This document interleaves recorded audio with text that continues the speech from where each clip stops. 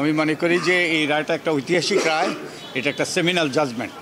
তো এবং এই রায়ের মাধ্যমে যে কর্তৃত্ববাদী সরকার প্রতিষ্ঠিত হয়েছিল, দুইভাবে কর্তৃত্ববাদী সরকার প্রতিষ্ঠিত হয়েছিল।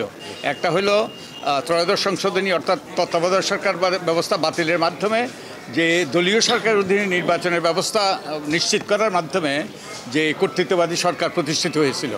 আরেকভাবে প্রতিষ্ঠিত হয়েছিল আপনি যেটা বলেছেন ৭ ক, যে সংবিধান সম্পর্কে কোনো রকম জনগণের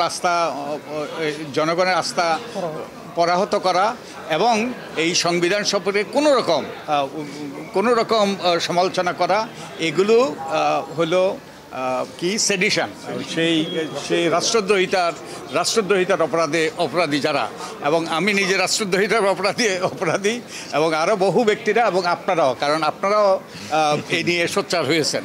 তো আমরা যে ঝুলতে পারতাম সেটা তিনি বাতিল করেছেন সংবিধানের ৭ ক।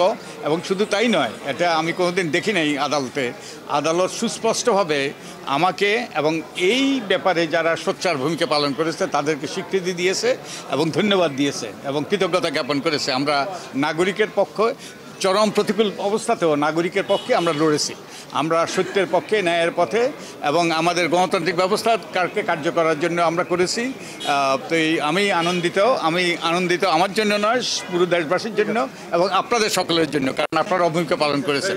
এবং গণতান্ত্রিক ব্যবস্থা ফিরে আসলো এটা বলা যাবে না, গণতান্ত্রিক ব্যবস্থা ফিরে আসার একটা গুরুত্বপূর্ণ দ্বার উন্মোচিত হলো। এটা নির্ভর করবে ভবিষ্যতে আমরা কিভাবে আচরণ করি। গণতন্ত্র ফিরে আসা মানে কি? একটা পরিবর্তন, উত্তরণ মানে পরিবর্তন। আমরা সকলে যদি আমাদের আচরণে পরিবর্তন আনি, আমাদের রাজনীতিবিদরা যদি তাদের আচরণে পরিবর্তন আনে, আমরা যদি আমাদের করণীয় করি, তাহলেই গণতন্ত্র ফিরে আসবে, আর তা না হলে ফিরে আসবে না। আর আপনাদেরকে যে জিনিসটা করেছে এবং আপনারাও এই ব্যাপারে সহায়তা করেছেন।